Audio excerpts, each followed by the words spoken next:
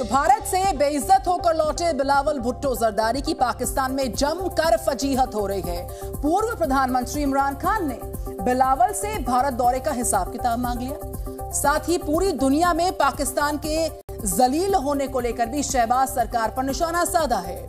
आपसी उलझन के बीच पाकिस्तान का झूठ भी बेनकाब हुआ, जिसको लेकर आईएमएफ ने कड़ी फटकार लगाई है। इसके साथ ही पाकिस्तान के डिफॉल्ट होने की उल्टी गिनती शुरू हो चुकी है। लगातार गहराते संकट के बीच पाकिस्तान एक बार फिर से अपने आका चीन से मेहरबानी की भीख मांग रहा है।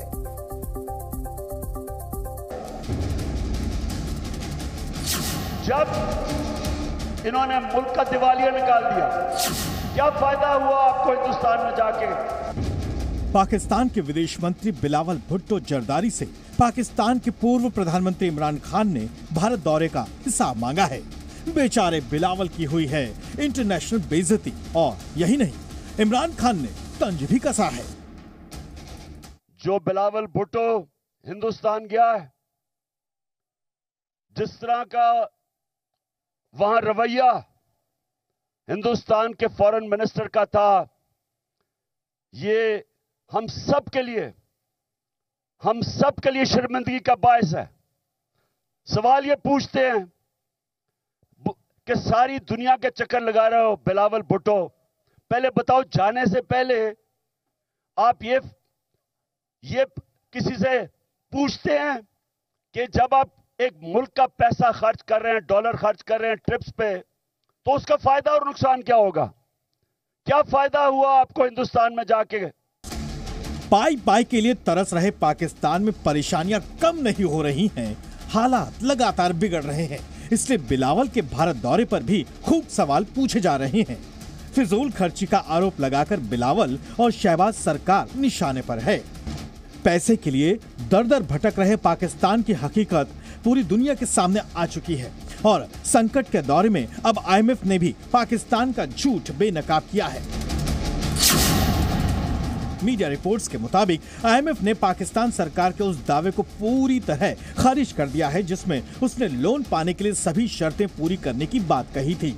इसके साथ ही आईएमएफ लगातार पाकिस्तानी अधिकारियों से बातचीत कर रहा है ताकि सभी शर्तों को जल्द से जल्द पूरा करने के बाद बेल आउट पैकेज की अगली किस्त जारी की जा सके।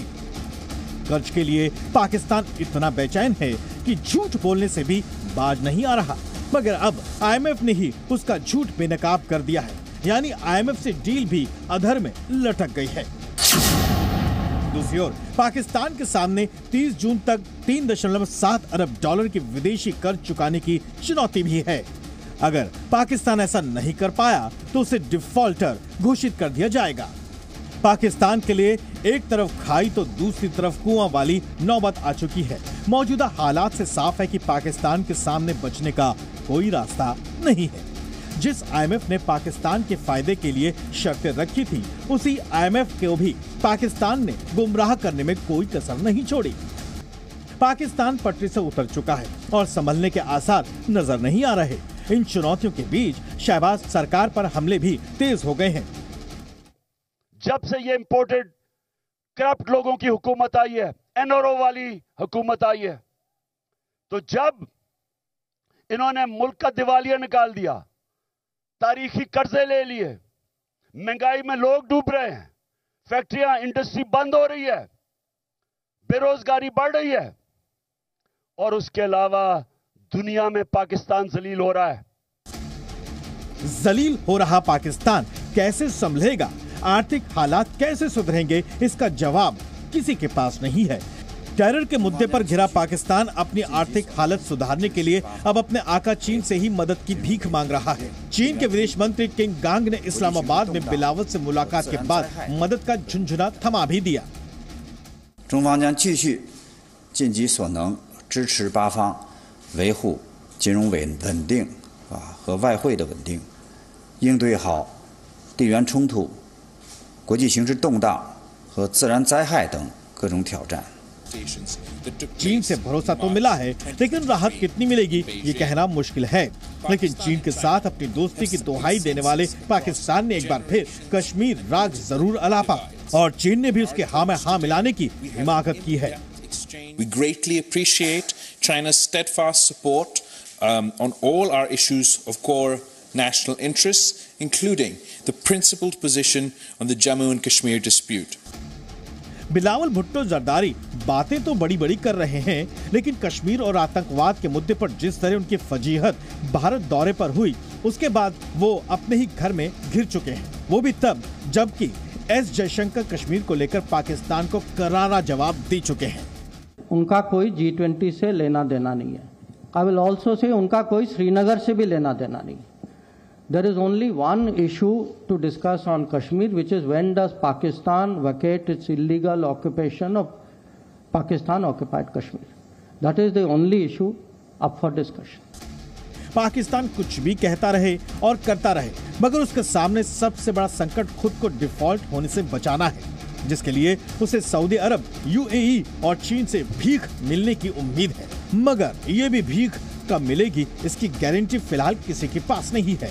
ब्यूरो रिपोर्ट, जी मीडिया। तो पाकिस्तान की फैक्ट्री में तैयार होने वाले आतंकवादी चाहे जितनी साजिश रच लें, घाटी में मौजूद एक एक आतंकी का नामो निशान मिट जाएगा। भारतीय सुरक्षा बलों का ऑपरेशन त्रिनेत्र लगातार जारी है। आतंकवादियों पर यह ऑपरेशन काल बनकर टूट पड़ा है। इतना ही नहीं, राजौरी आतंकी साजिश पर भी बड़ा खुलासा हो गया है। आपको बताएं, साफ है कि घाटी में अब टेरर का दी एंड होकर रहेगा।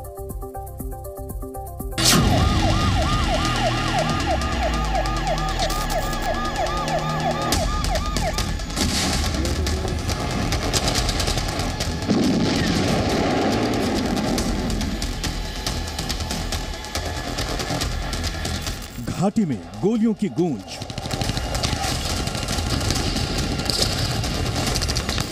मिट जाएगा आतंकियों का नामो निशान। ऑपरेशन त्रिनेत्र, टेरर का दी एंड। राजौरी हमले में शहीद हुए देश के वीरों का बलिदान हिंदुस्तान को अच्छे से याद है। अब सेना राजौरी के चप्पे चप्पे पर छिपे हुए आतंकियों को ढूंढ ढूंढ कर घेर कर रही है। सेना कुंडी के जंगलों को खंगाल रही है। फिलहाल घायल हुए आतंकी की तलाश जारी है। जम्मू कश्मीर पुलिस की SOG टीम, भारतीय सेना और CRPF मिलकर ऑपरेशन चला रहे हैं। ये जो आतंकी मारा गया है, ये कहीं ना कहीं पाकिस्तानी आतंकी हो सकता है और पिछले काफी समय से 9 से लेकर 10 आतंकी जो जम्मू कश्मीर में एक्टिव हैं, खासतौर पर राजौरी पुंछ में, उनमें से उन्हीं ग्रुप में से ये हो सकता है और ये बहुत बड़ी कामयाबी यहाँ पर मिलती हुई नजर आ रही है। ऑपरेशन त्रिनेत्र अब अपने आखिरी चरणों में है और उम्मीद है कि जो आतंकी अभी फिलहाल के लिए एब्सकॉन्डिंग है, जो लगातार जिसकी तलाश जारी है, वो जल्द ही पकड़ा जाएगा और कई सारे और लिंक्स जो पिछले राजौरी पुंछ में लगातार चल रहे थे, जिसमें आतंकी वारदातें हुई हैं, वो एस्टेब्लिश होता हुआ जरूर यहां पर नजर आ रहा है।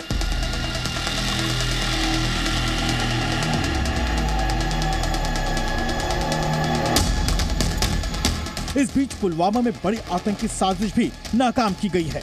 यहां आतंकियों का एक मददगार इशफाक वानी भी दबोच लिया गया है। इशफाक की निशानदेही पर IED भी बरामद किया गया है। पुलवामा में 5 किलो की IED बरामद। जम्मू कश्मीर पुलिस ने एक मिलिटेंट सहयोगी को पुलवामा में गिरफ्तार कर उससे 5 किलो की IED बरामद की है। पुलिस ने दावा किया है कि इस IED के बरामद होने से एक बड़ा हादसा टला है और इस शख्स से अब भी पूछताछ जारी है। उम्मीद है कि और भी खुलासे होंगे। आपको बता दें कि राजौरी अटैक के पीछे POK मौजूद सामने आया है। साथ ही सुरक्षा एजेंसियों को इनपुट मिला है कि हमले का पूरा प्लान लश्कर-ए-तैयबा ने तैयार किया था, जिसे लश्कर का कमांडर साजिद जट ऑपरेट कर रहा था। खुफिया एजेंसियों के मुताबिक POK के कोटली में ये पूरी आतंकी साजिश रची गई।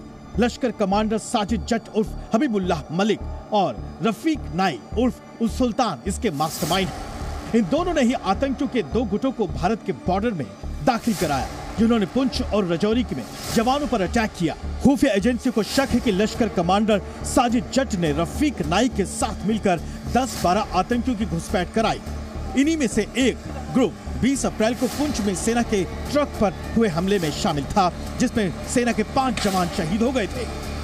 पिछले 48 घंटे से राजौरी के कंडी इलाके में चल रहा एनकाउंटर अभी भी लगातार जारी है। इस एनकाउंटर को ऑपरेशन त्रिनेत्र का नाम दिया गया है और तभी से लगातार कोशिशें की जा रही है कि आतंकी जिन्होंने इस पूरी वारदात को यहां पर अंजाम दिया है, जिसमें कि सेना के 5 जवान शहीद हुए हैं और लगातार उनसे लोहा ले रही है, और उसमें एक आतंकी को फिलहाल के लिए सुरक्षा बलों ने कल जो है वो मार गिराया था। और अभी भी सेना की जो जानकारी है उसके मुताबिक एक जो आतंकी है वो अभी भी इंजर्ड है और इसी इलाके में छुपा हुआ है, जिसके बाद लगातार जम्मू कश्मीर पुलिस की एसओजी टीम, इसके अलावा सेना और सीआरपीएफ का संयुक्त ऑपरेशन लगातार पिछले 48 घंटों से जारी है और उम्मीद यही है कि आज कुछ बड़ी कामयाबी मिलेगी।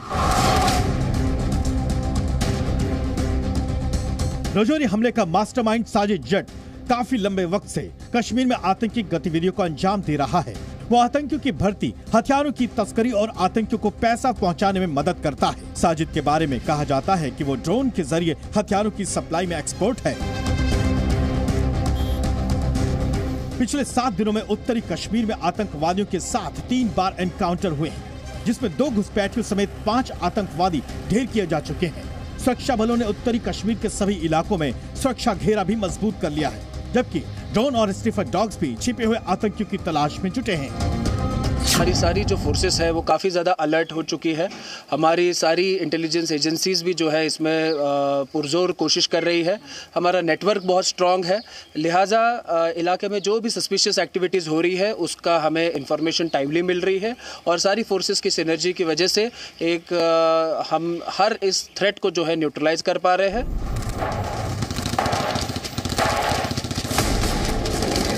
मारे गए आतंकियों के पास से AK-56 राइफल, 4 मैगजीन, 56 गोलियां, 9 mm की पिस्टल, उसके 3 मैगजीन और 3 ग्रेनेड बरामद हुए हैं। हालांकि सर्च अभियान में सेना को काफी चुनौतियों का सामना करना पड़ रहा है। इसकी सबसे बड़ी वजह केसरी हिल के खतरनाक जंगल है, जहां केसरी हिल आतंकियों के लिए मुफीद है। आतंकियों के लिए यहाँ के पहाड़ ढाल बन रहे हैं। झाड़ियों से ऑपरेशन में भी मुश्किल हो रही है। यहाँ के जंगल भी सेना के लिए बड़ी चुनौती है, जबकि यहाँ आतंकी गुफाओं में छिप जाते हैं। बड़े बड़े पत्थर ऑपरेशन में रुकावट का कारण बन रहे हैं, लेकिन भारतीय सेना के हौसले बुलंद हैं। साफ ऑपरेशन त्रिनेत्र आतंकियों के काम तमाम करके ही पूरा होगा।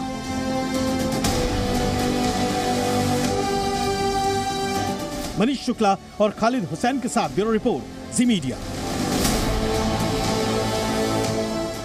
क्या पुतिन यूक्रेन का नामो निशान पूरी तरह से मिटा देना चाहते हैं? क्या क्रेमलिन अटैक का बदला लेने के लिए पुतिन ने यूक्रेन की तबाही का प्लान तैयार कर लिया? क्या रूस में विक्ट्री डे की परेड से पहले यूक्रेन पूरी तरह से घिर जाएगा? ये सवाल इसलिए उठ रहे हैं क्योंकि युद्ध शुरू होने के बाद रूस ने यूक्रेन पर अब तक का सबसे बड़ा हमला बोला है, जिससे यूक्रेन ही नहीं बल्कि पूरी दुनिया पूरी तरह से हैरान हो गई है।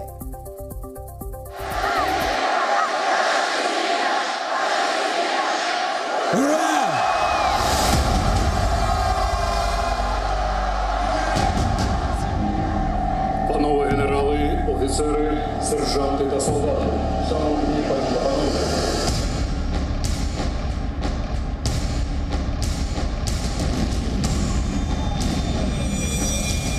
यूक्रेन के आसमान से गिरे आग के गोले।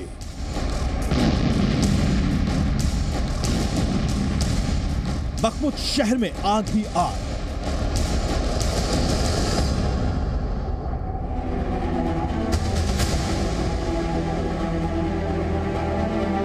यूक्रेन की हरकतों पर पुतिन का गुस्सा लगातार बढ़ता जा रहा है।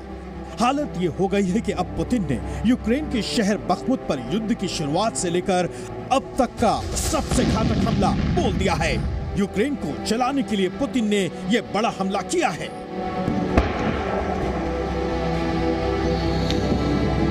यूक्रेन के शहर बखमुत में जिस वक्त यह हमला हुआ, यहाँ के लोगों को संभलने तक का मौका नहीं मिला।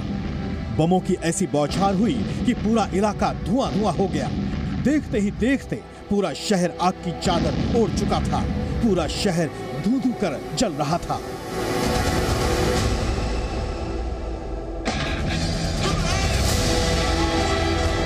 बखमुत शहर धधकती आग की लपटों के बीच तबाह हो रहा था।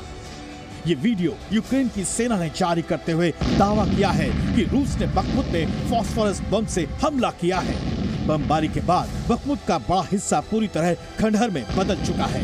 हमले में भारी नुकसान भी हुआ है। क्रेमलिन पर हुए ड्रोन अटैक के बाद पुतिन का रुख और ज्यादा आक्रामक हो गया है। रूस की सेना गुस्से में है और उसने यूक्रेन के शहरों पर बमबारी तेज कर दी है। यूक्रेन ने रूस पर बखमुत शहर में फास्फोरस बमों से हमला करने का आरोप लगाया है। इस हमले के बाद पूरे यूक्रेन में हड़कंप मच गया है। विक्ट्री डे से ठीक पहले क्रेमलिन पर हुए इस हमले के बाद यूक्रेन के हर मोर्चे पर रूस ने अपने हमले तेज कर दिए हैं। आशंका यह है कि आने वाले दिनों में ये हमले और तेज होंगे। और आइए अब आपको बताते हैं दरअसल विस्तार के साथ कि आखिर में ये फास्फोरस बॉम्ब होता क्या है, ये फास्फोरस बॉम्ब है क्या। ग्राफिक्स के माध्यम से आपके सामने सारी डिटेल्स हैं। आपको बताएं दरअसल रूस पर पहले भी इस तरह के हमले के गंभीर आरोप लगते आए हैं और अब यूक्रेन के बखमुत शहर पर बात करें। इस शहर पर सफेद फास्फोरस का बॉम्ब गिरा है। सफेद फास्फोरस मोम जैसा एक पदार्थ होता है। इस बॉम्ब के गिरने से 800 सेंटीग्रेड की गर्मी पैदा होती है। ऑक्सीजन की बात करें, ऑक्सीजन के संपर्क में आते ही आग भड़क जाती है इस बॉम्ब की वजह से और इसके बाद धुएं के बीच तेज रोशनी सी बाहर आती है। आपको बताएं कि इसका असर खत्म करना बहुत ज्यादा मुश्किल होता है दरअसल। तो क्या है ये फास्फोरस बॉम्ब, वो हम आपको बता रहे हैं। और इसी के साथ फिलहाल हम देशहित में एक छोटे से ब्रेक के लिए रुक रहे हैं। वापस लौटते हैं फौरन देखते रहिए जी न्यूज। आगे दिखाएंगे कर्नाटक के विजय पथ पर कौन आगे चल रहा है।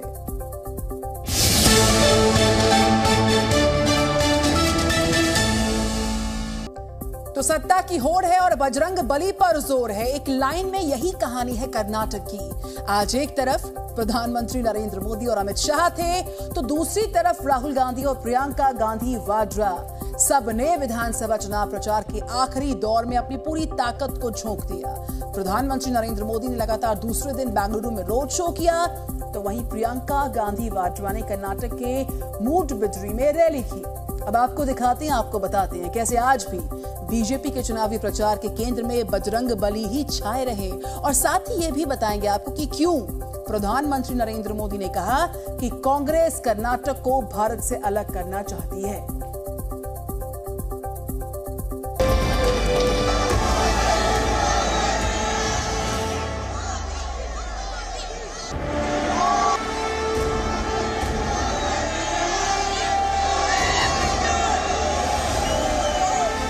बजरंग बली की, बजरंग बली की। चुनावी होड़, बजरंग बली पर आखिरी जोर। कर्नाटक विधानसभा चुनाव के लिए प्रधानमंत्री नरेंद्र मोदी का यह आखिरी रोड शो था। इसलिए जनता के दिल में जगह बनाने का अंदाज भी अलग था। पीएम मोदी ने भगवा रंग से रंगी गाड़ी में खड़े होकर हाथ जोड़े और चारों ओर घूमते हुए जनता की तरफ सिर झुकाया और बेंगलुरु में 10 किलोमीटर लंबा रोड शो करने के बाद जब शिवमोगा की रैली को संबोधित करने आए तो शुरुआत जय बजरंग बली से की। बजरंग बली की, बजरंग बली की। कर्नाटक में 10 मई को होने वाले विधानसभा चुनाव के लिए प्रधानमंत्री नरेंद्र मोदी लगातार 48 घंटे से जबरदस्त मेहनत कर रहे हैं। शनिवार को उन्होंने बेंगलुरु में 26 किलोमीटर लंबा रोड शो किया और आज 10 किलोमीटर लंबे रोड शो के जरिए उन्होंने बीजेपी के पक्ष में माहौल बनाने की पूरी कोशिश की। दोनों रोड शो में बजरंग बली कॉमन फैक्टर थे, यानी पीएम के रोड शो में कल भी बजरंग बली दिखे और आज भी। पीएम मोदी के मुताबिक आज का रोड शो और भी लंबा होता अगर NIIT का एग्जाम ना होता। वैसे तो आज लंबा रोड शो होने वाला था, लेकिन बाद में पता चला कि आज नीट की एग्जाम है। मैंने पार्टी से कहा हमारी एग्जाम तो 10 तारीख को है, इन बच्चों की एग्जाम आज है और इसलिए हमें पहले बच्चों की एग्जाम का ख्याल करना चाहिए और इसलिए हमने सुबह सुबह रोड शो कर दिया और जल्दी जल्दी पूरा कर दिया। सुबह बेंगलुरु में बारिश हो रही थी, लेकिन धीरे धीरे मौसम साफ हुआ और दोपहर में चिलचिलाती धूप के बीच पीएम मोदी बजरंगबली की जय घोष के साथ कांग्रेस पर बरसने लगे। कांग्रेस ने अपना झूठ फैलाने के लिए एक बलून फूला रहे थे, झूठ की हवा भर भर करके। उस गुब्बारे पर, इस बलून पर एक से बढ़कर एक झूठी फूंके मार करके हवा भरी जा रही थी। कर्नाटका की जनता ने कांग्रेस का ये बलून, ये गुब्बारा, ये जनता ने ही उसको चूर चूर कर दिया। पीएम ने कांग्रेस पर झूठ का गुब्बारा उड़ाने का आरोप लगाया तो केंद्रीय गृह मंत्री अमित शाह ने कर्नाटक के बेलगावी में दावा किया कि बजरंगबली को बीजेपी नहीं कांग्रेस लेकर आई है। मेरे प्यारे देशवासियों, मेरे एक एक कन्नडिगा को मेरी इस बात को बहुत गंभीरता से सुनना चाहिए, बहुत गंभीरता से सुनना चाहिए। इस चुनाव में अब कांग्रेस के शाही परिवार ने कल कर्नाटका में आकर के बोला है, उन्होंने कहा है कि कर्नाटका की सॉवरेनिटी की रक्षा करना चाहते हैं। कर्नाटका की सॉवरेनिटी यानी कि कर्नाटका की संप्रभुता, क्या आपको पता है कि इसका अर्थ क्या होता है? इतने सालों से पार्लियामेंट में बैठे हैं, भारत के संविधान का शपथ लिया है और ये बात बोलते हैं। जब कोई देश, सुनिए दोस्तों, जब कोई देश आजाद हो जाता है तो उस देश को संप्रभु राष्ट्र कहते हैं। कांग्रेस जो कह रही है, इसका मतलब है कि कांग्रेस कर्नाटका को भारत से अलग मानती है। मोदी से लेकर शाह तक पूरी बीजेपी कर्नाटक में घूम घूम कर ये बताने में जुटी है कि कांग्रेस ने बजरंग दल पर बैन लगाने की घोषणा कर बजरंगबली का अपमान किया है। दबाव इतना बढ़ गया कि कई कांग्रेस नेता हनुमान पाठ तक करने लगे। खुद कांग्रेस अध्यक्ष मल्लिकार्जुन खड़गे मंच से बजरंगबली की जय कहते देखे जा रहे हैं। जय बजरंगबली, तोड़ दो भ्रष्टाचार की नली। कांग्रेस के वरिष्ठ नेता जयराम रमेश का दावा है कि बीजेपी बजरंगबली का नाम ध्रुवीकरण के लिए ले रही है। कोई फर्क नहीं पड़ेगा, जनता, कर्नाटक की जनता ने अपनी मन बना ली है। कांग्रेस पार्टी को स्पष्ट बहुमत मिलने वाली है। वो इस 40% कमीशन सरकार से मुक्ति चाहती है। प्रधानमंत्री कितने भी रोड शो करें, योगी, अमित शाह कुछ न बोले, ध्रुवीकरण की प्रयास करते रहे, पर कोई फर्क पड़ने वाला नहीं है। देखिए, प्रधानमंत्री जी प्रचार मंत्री बन गए हैं। आज जिस प्रकार से नॉर्थ ईस्ट जल रहा है, जिस प्रकार से सीमा में हमारे जवान शहीद हो रहे हैं, उनके लिए एक शब्द उनके पास नहीं है। और यहाँ कर्नाटक में प्रचार कर रहे हैं। प्रचार कर्नाटक के लोगों के हित में क्या करेंगे, इसके बारे में कोई चर्चा नहीं। चर्चा केवल अपने बारे में, अपना प्रचार कर रहे हैं। चुनाव में एड़ी चोटी का जोर तो कांग्रेस ने भी लगाया है। सोनिया गांधी से लेकर प्रियंका गांधी और राहुल गांधी तक सभी चुनावी रैलियां कर रहे हैं।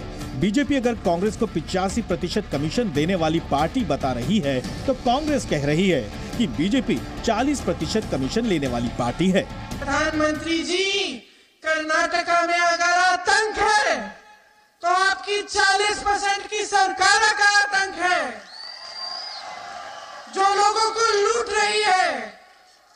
प्रधानमंत्री जी, अगर कर्नाटका में आतंक है तो महंगाई का आतंक है, जिसकी वजह से लोग अपनी रोजाना के जीवन में मुश्किलों पर मुश्किलों का सामना कर रहे हैं। प्रधानमंत्री जी, अगर कर्नाटका में आतंक है तो बेरोजगारी का आतंक है। चुनावी मुकाबला जारी है। प्रचार खत्म होने में 24 घंटे से कम समय बचा है। 10 मई को इम्तिहान है और 13 मई को नतीजा आएगा। यानी एक हफ्ते में पता चल जाएगा कि कर्नाटक की जनता ने किसका गुब्बारा फोड़ा और किस पर अपना भरोसा जताया। रवि त्रिपाठी और रविंद्र कुमार के साथ जयपाल शर्मा, जी मीडिया, बेंगलुरु। अब सवाल यह है कि आखिर बीजेपी बजरंगबली का इतना नाम क्यों ले रही है? अब इसकी वजह भी समझिए जरा विस्तार से। बीजेपी खुद को हिंदुत्व की विचारधारा वाली पार्टी कहती है। वो अयोध्या में रामलला का मंदिर बनाने का भी श्रेय लेती है और बीजेपी के नेता खुद को राम के साथ साथ हनुमान भक्त भी बताते हैं। जहां तक कर्नाटक का सवाल है तो बीजेपी को ऐसा लगता है कि बजरंगबली के नाम पर वो हिंदू वोट को अपने पक्ष में एकजुट कर सकती है, यानी कि ध्रुवीकरण का पूरा फायदा उठा सकती है। और इसीलिए बीजेपी जनता को ये बताने में जुटी है कि कांग्रेस ने बजरंगबली का अपमान किया है, जबकि कांग्रेस पहले तो ये समझाती रही कि बजरंग दल पर बैन लगाना बजरंगबली का अपमान कैसे हुआ, लेकिन बाद में जब उसे लगा कि हनुमान भक्तों की नाराजगी भारी पड़ सकती है तो अब कांग्रेस सफाई देती फिर रही है कि उसने बजरंग दल पर बैन लगाने की बात नहीं की है। वो सिर्फ एक उदाहरण था। दावा किया जा रहा है कि बजरंगबली के नाम पर जो माहौल बीजेपी ने बनाया है उससे पार्टी को 20 से 25 सीट्स का फायदा हो सकता है और वहीं कांग्रेस को मिलने वाले हिंदू वोट में कटौती हो सकती है। जी न्यूज़।